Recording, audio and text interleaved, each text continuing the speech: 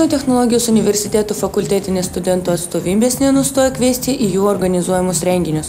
Penktadienį nušurmuliavus festivaliui Rafės, šeštadienį gegužės 7 dieną statybos ir architektūros atstovybės Statijos surengė grafiti renginį gatvės ritmu.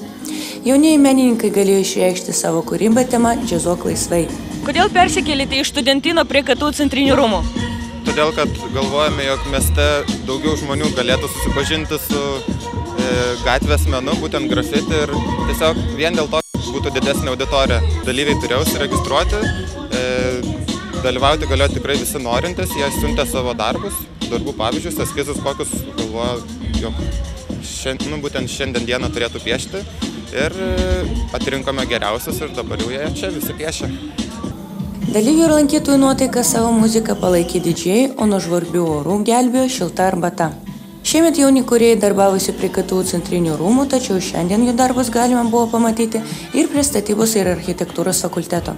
Pagal temą džiazuoju laisvai, o pavaizduotai neapykanta. Ar tu iš anksto sugalvojai, ką pieši, ar bandai improvizuoti?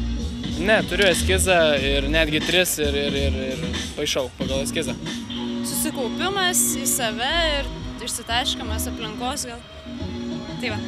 Ar tu buvai suplanavus, ką pieši, ar bandai improvizuoti, kažką keisti? Nusipaišiau ryte eskizą tokį linijinį, tai dabar improvizacija. Bandau parodyti, kas yra mano džiazas.